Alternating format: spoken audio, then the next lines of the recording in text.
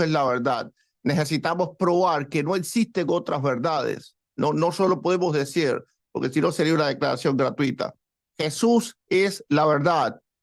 Ok, pero para probarnos que que Jesús es la verdad, tenemos que probar también que no existen otras verdades. Y eso es, Jesús es el Mesías, tenemos que probar que no existe otro Mesías. Nadie ha cumplido pues las características que tiene que tener el Mesías como la cumplió Jesús. Ok, entonces no es tan solo que él diga, la sola escritura es un error. El problema es cómo él lo prueba. Esperamos que no solo sea la declaración gratuita de que es un error.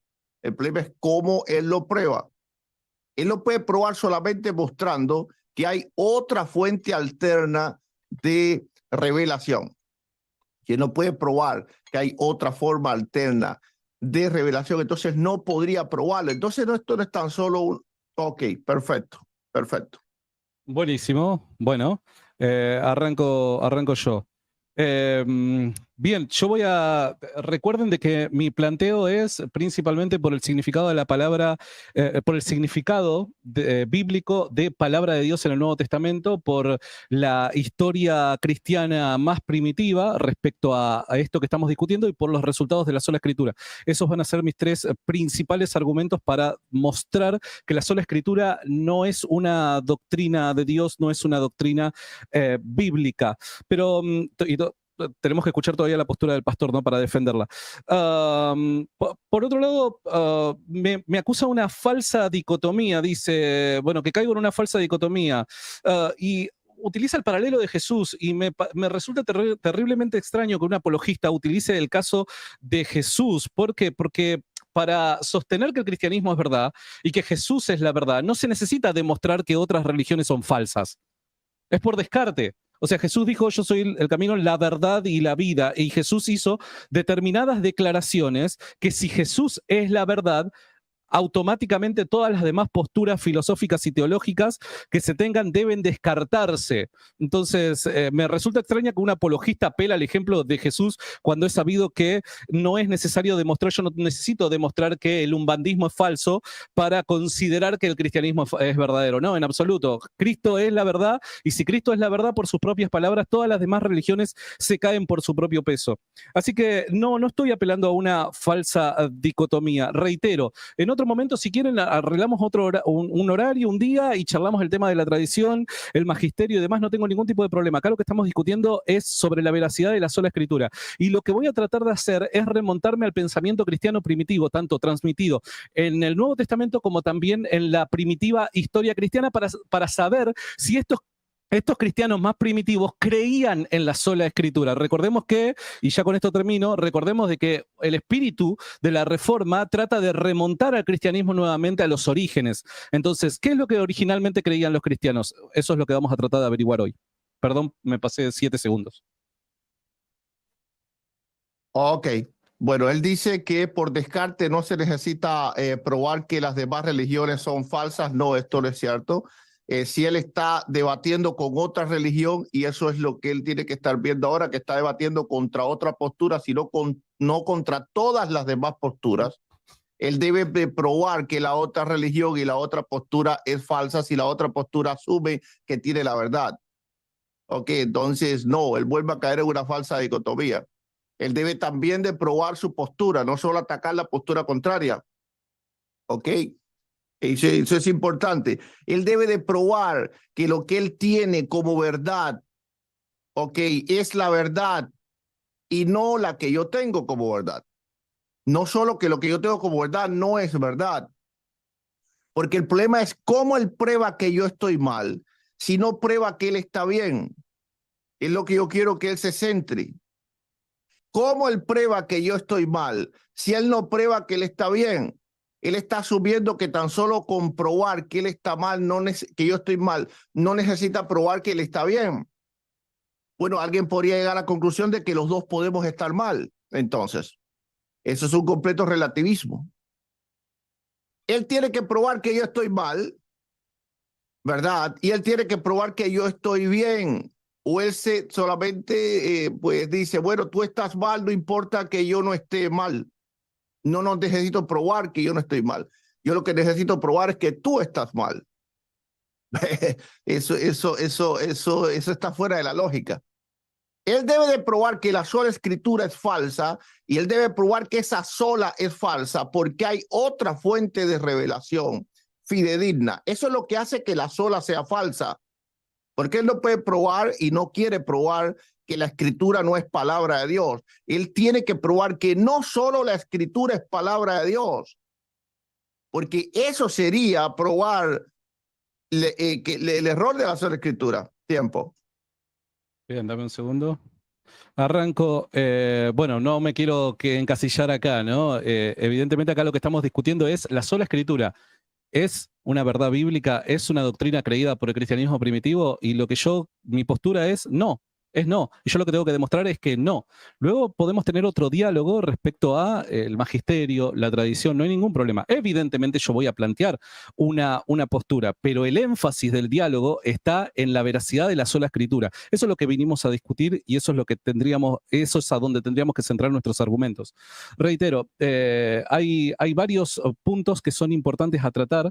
Por dar un ejemplo, el cristianismo primitivo, tanto escritural, tanto lo que aparece descrito en el Nuevo Testamento como sí también fuera del Nuevo Testamento, durante el primer y segundo siglo particularmente, nos muestra de que lo que tienen en la mente los cristianos primitivos no es sola escritura, sino también la tradición. Y ambas están a la misma altura en cuanto a autoridad.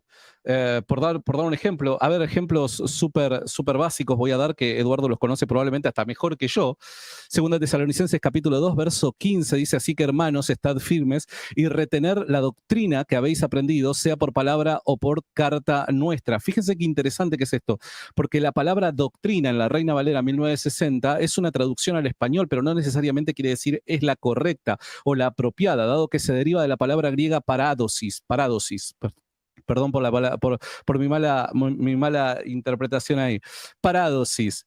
Y esta palabra siempre es utilizada en el Nuevo Testamento como tradición. Ahí lo que está haciendo Pablo, énfasis, es que en segunda de Tesalonicenses les manda a los tesalonicenses a guardar, a retener la tradición que han aprendido. Esto muestra que el principio de sola escritura no parece regir la mente ni la teología de los tesalonicenses de ese momento. Este es uno solamente de los pasajes que podría mostrar para dejar en evidencia que el mismo Nuevo Testamento no sostiene la sola escritura. Sí.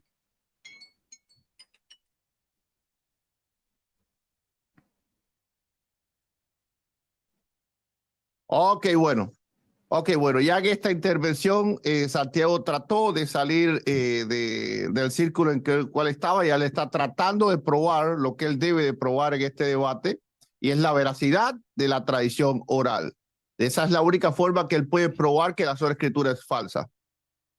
Él dice, él tiene que probar que no es verdadera, dice él. La pregunta es cómo, porque tan solo sería una declaración gratuita, es decir, no es verdadera, no es bíblica la sola escritura. Ahora, la pregunta es, ¿cómo él puede probar esto? De la única forma que él puede probar esto es que él pueda probar que hay una fuente de revelación alterna. Y eso es lo que hace que la palabra sola, pues ya entonces sea errónea. De otra forma no lo puede probar. Ahora, ya le ha puesto un argumento que dice que ambas, la tradición y la sola escritura, están a la misma altura. Entonces ya ahora le ha puesto el primer argumento dentro de todos los tiempos, ya 3, 4 que ha tenido, ahora es que ha comenzado en realidad a argumentar a favor de su postura. Pero él debe de recordar que su postura no es sola escritura y sola tradición. Él también debe de probar, porque si no estaría probando solamente parte de su punto. Él debe de probar que el magisterio también lo tenían los primeros cristianos como una fuente de revelación. Ok, entonces esperemos que él abunde también en estos temas para que en realidad le esté defendiendo su punto y no solo atacando el mío. él ha puesto un texto donde la escritura dice retener la doctrina o retener la tradición. No importa, doctrina y tradición son las mismas cosas porque significa que enseñanza. No hay problema por eso, podemos quedarnos con tradición. Ahora, ¿cómo él podía probar que esto que ellos enseñaban oralmente no era el Antiguo Testamento? Y yo quiero que él no lance declaraciones gratuitas, que él le haga un análisis al texto para ver si lo que estaba Pablo hablando era necesariamente una nueva revelación o podía ser simplemente la explicación del Antiguo Testamento. Por ejemplo, en Romanos, Pablo enseña toda una carta en base al Antiguo Testamento, en base a la justificación de Abraham, en base a la justificación de Jacob, en base también a todo lo que pasó con el pueblo de Israel. Entonces, ¿cómo él puede probar? Ok, perfecto. Bien, buenísimo. Bueno, Eduardo dice, bueno, ahora sí ha expuesto un argumento. El tema es que todavía el argumento de él no lo escuchamos, ¿no? Dice, bueno, ¿cómo puedo probarlo? Siempre y cuando yo presente una vía, como es una segunda vía de revelación.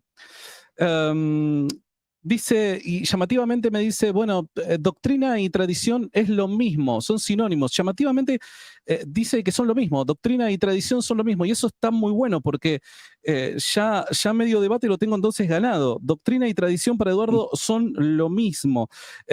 Así que, bueno, tomen nota. Lo que tenemos que recordar, hablando de la tradición oral, es que estamos en un mundo, el mundo antiguo es un mundo donde la forma de pensar o el pensamiento no es regido por la escritura. El pensamiento no es regido por la escritura, el pensamiento es regido por la oralidad. Me gustaría poder leer muchas porciones de este libro, es un libro maravilloso, Los Cuatro Evangelios de Santiago Guijarro.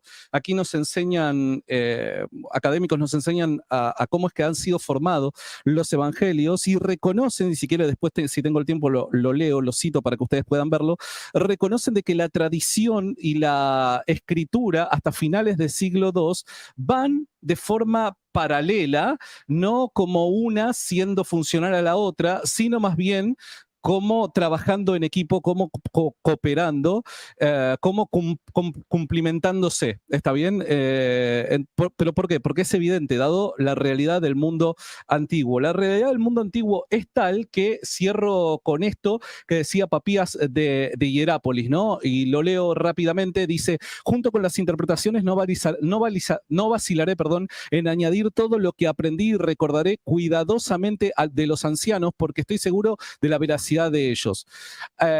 Y al final dice, porque no creía que la información de libros pudiera ayudarme tanto como la palabra de una viva voz sobreviviente, dice Papías de Hierápolis en los fragmentos de Eusebio en Historia Eclesiástica.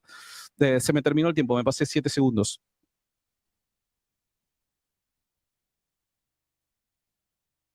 ¿Estás? Ok, sí, ok. Déjame empezar ya. Bien, él pide mi argumento. Mi argumento es el siguiente. La sola escritura es verdadera porque no se puede probar otra fuente de revelación alterna a ella que se haya conservado fiel. Y cuando hablo de probar, no hablo tan solo de declaraciones gratuitas. Yo creo que esto se ha conservado fiel, sino que se pueda probar. Yo no estoy diciendo que la sola escritura sea la única fuente de revelación de la palabra de Dios. En eso no se basa la sola escritura. Ok, es decir, las profecías son también parte de la palabra de Dios. Estamos hablando como regla de fe, de moral y de doctrina para la iglesia. Yo creo que si Dios a mí me viene, me envía un ángel hoy y me dice, esta es la palabra que Dios te trae, yo creo que eso es palabra de Dios. Ok, ahora como fuente de regla de fe, de moral y de doctrina, no existe cómo probar otra fuente de revelación alterna a las escrituras. Y la tradición se sabe que se ha contradecido a lo largo del tiempo y a lo largo de los siglos. Ok, la Iglesia Católica es la mayor prueba de contradicción de la tradición. Ahora mismo están envueltos en una contradicción terrible respecto a la misa. Ok, qué misa se debe dar, cómo se debe hacer. Imaginemos que esto si es una tradición apostólica, entonces están rompiendo con la tradición apostólica. Porque si están cambiando la misa y la misa es una tradición apostólica, están rompiendo con la tradición apostólica. El Papa Francisco ha roto entonces con la tradición apostólica. ¿verdad? Al querer cambiar aspectos de la misa y la liturgia. Y esto es lo que ha sucedido a lo largo de toda la historia con la tradición. Y con el magisterio ni se diga cuántas veces se ha equivocado y se han contradecido. Ahora, ambos estamos de acuerdo en que la escritura no se contradice. La problemática aquí es que yo no estoy de acuerdo que la tradición no se contradice y que no estoy de acuerdo que el magisterio no se contradice. Él debe de probar que la tradición no se contradice y que el magisterio no se contradice. Si él lo prueba, yo acepto que pierdo el debate. De otra forma, estamos los dos de acuerdo en algo. La escritura no se contradice. Mi pregunta hacia Santiago Alarcón el día de hoy es: ¿la misa católica y la liturgia católica es una tradición apostólica? ¿Sí o no? Si es sí, entonces debe probar por qué no se contradice. Tiempo. Bien, buenísimo. Recordemos que estamos discutiendo el caso de la sola escritura, ¿no? Y todavía no he oído un argumento escritural por parte de Eduardo. ¿Por qué digo esto? Porque la sola escritura demanda por su esencia de que sea defendida por la escritura. La sola escritura, por su esencia, demanda que sea defendida por la escritura. Entonces me gustaría poder empezar a oír argumentos de Eduardo escriturales, en donde la escritura muestre que la sola escritura está ahí presente. El tema es que no lo puede hacer a eso. Por otro lado dice, bueno, debo probar la tradición y el magisterio y que no se contradicen y demás.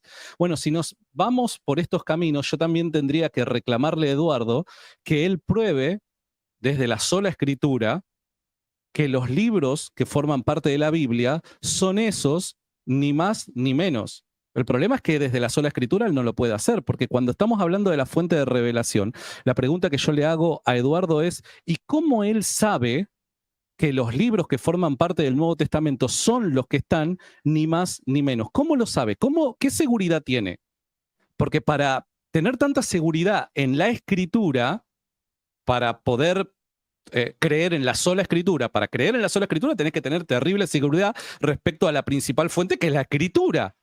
Ahora, ¿cómo vos sabés que eso que hoy comprás en las librerías, que se llama Biblia, y que particularmente el Nuevo Testamento está compuesto por 27 documentos, ¿cómo vos sabés que son esos 27 documentos la palabra de Dios, inspirados por Dios, sin más ni menos libros? ¿Cómo lo sabe? Entonces, si él me exige esta clase de diálogo donde nos desviaríamos del tema de la sola escritura, yo también le exigiría a él, demostrame bíblicamente, por medio de la sola escritura, que esos libros que forman parte de la escritura son los que tienen que estar, ni más ni menos. Tiempo.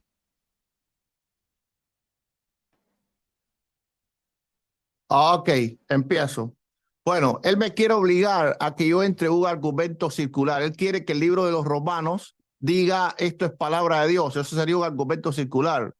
Las pruebas siempre son externas, pero la revelación es interna. Entonces yo externamente veo que la Biblia es palabra de Dios. Ahora, él no puede pretender que yo pruebe que el libro de Romanos es palabra de Dios con el mismo libro de Romanos. Sería un argumento circular.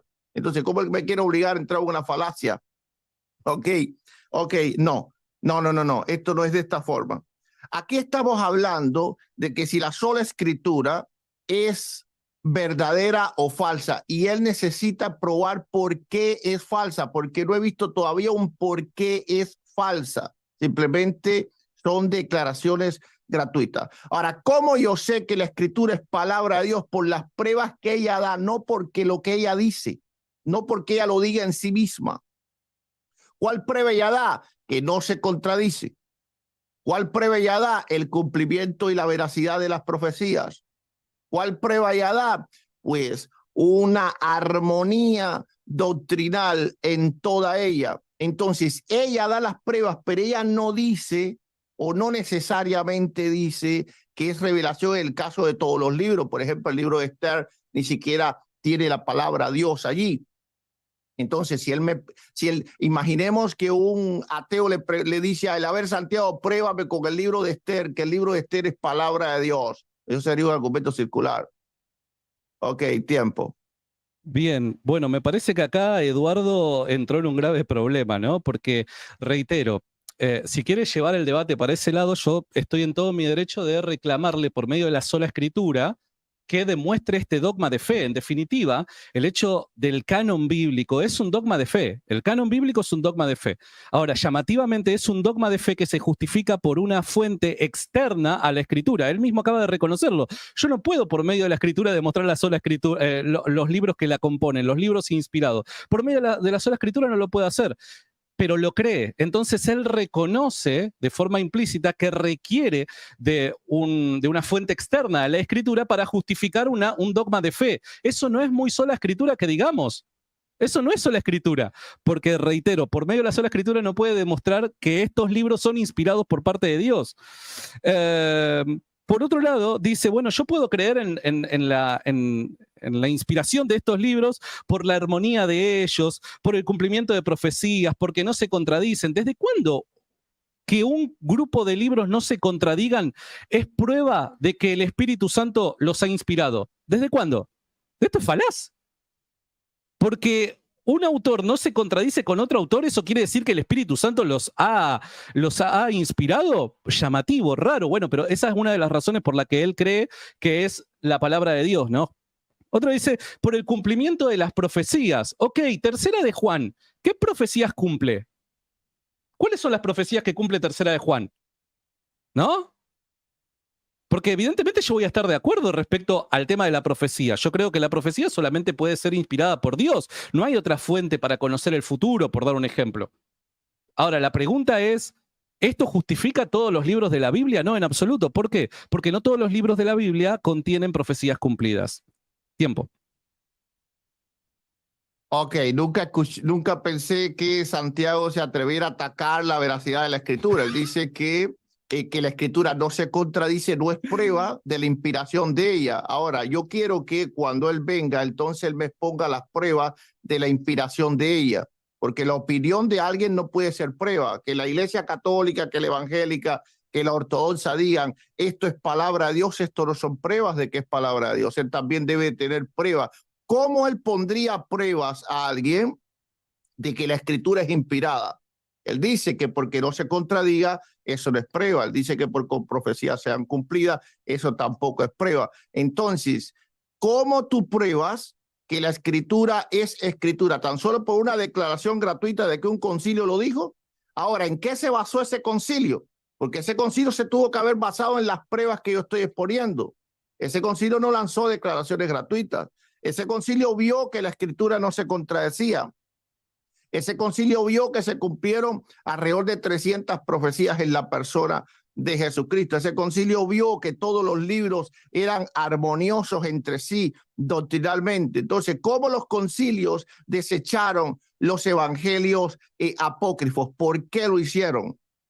Bueno, él cree que el no contradecirse no es prueba suficiente.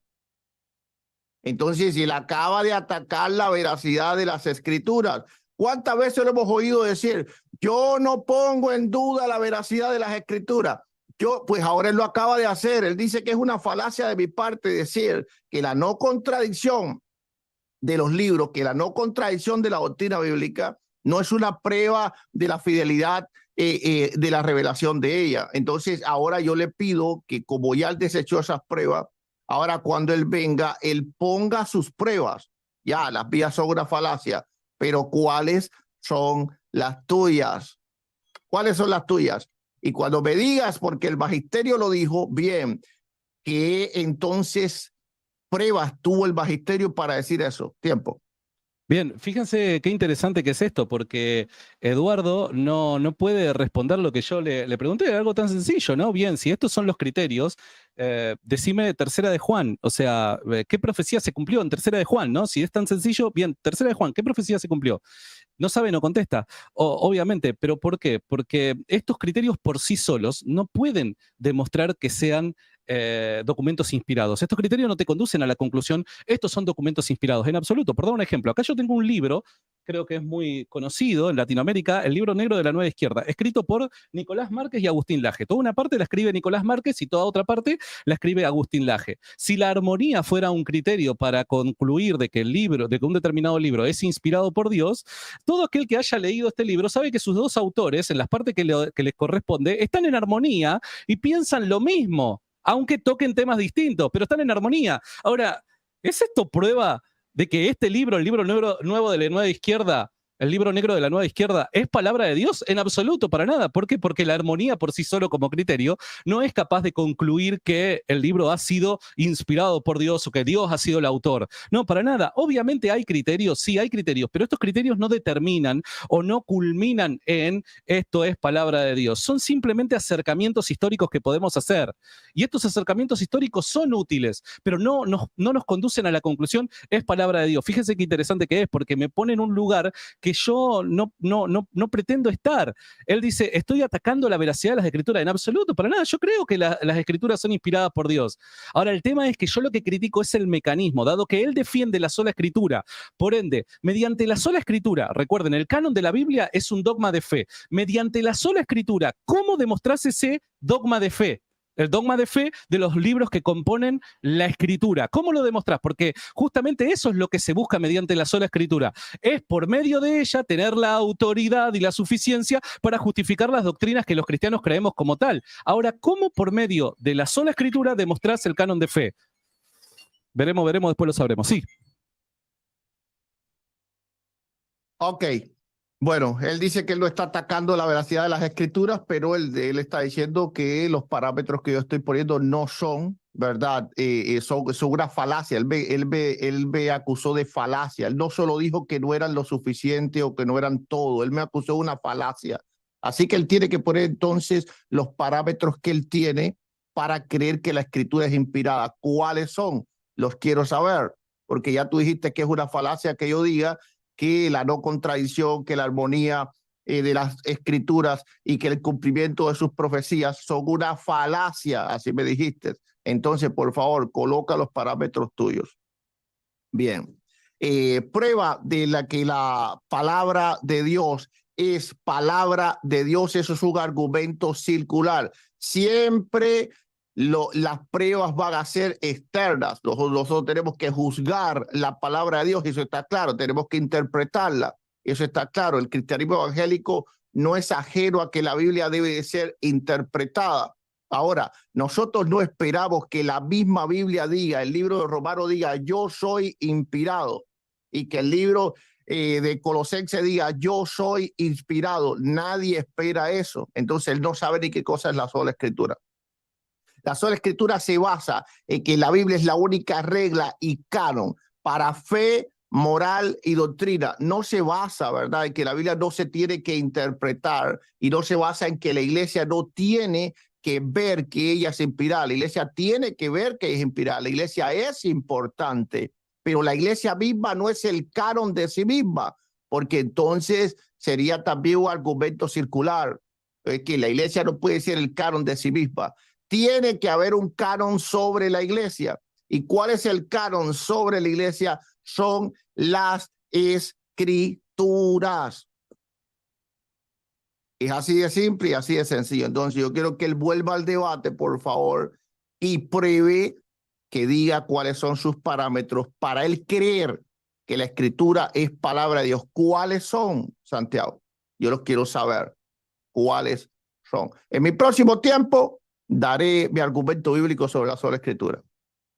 Bien, buenísimo. Ya era hora, después de casi media hora, estar debatiendo que des tu argumento para la sola escritura.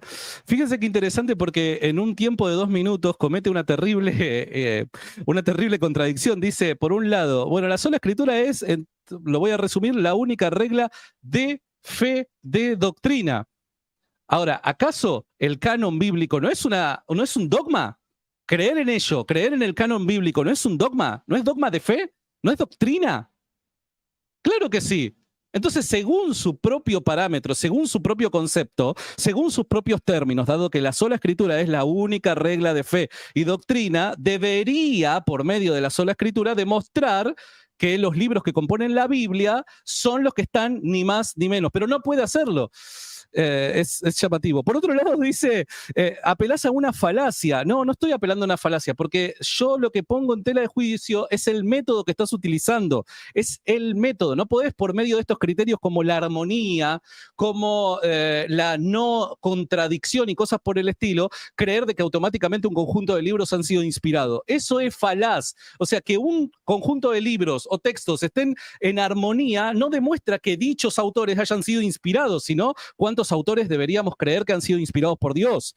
Por otro lado, dice, necesitamos de pruebas externas. Qué llamativo que es esto, porque esto no es una postura muy sola escritura. Necesitamos pruebas externas. Y estamos hablando, recuerden, de doctrina. ¿Acaso necesitamos pruebas externas para sostener la Trinidad? ¿Acaso necesitamos pruebas externas para sostener la encarnación o el sacrificio expiatorio de Cristo? ¿No acudimos a la escritura cuando discutimos cuestiones doctrinales como estas? ¿Por qué necesitaríamos pruebas externas para otra doctrina como lo es el canon de las Escrituras? Llamativo, muy arbitrario, y yo no sé hasta qué punto los protestantes estarán de acuerdo con su planteo. Hasta acá nada más.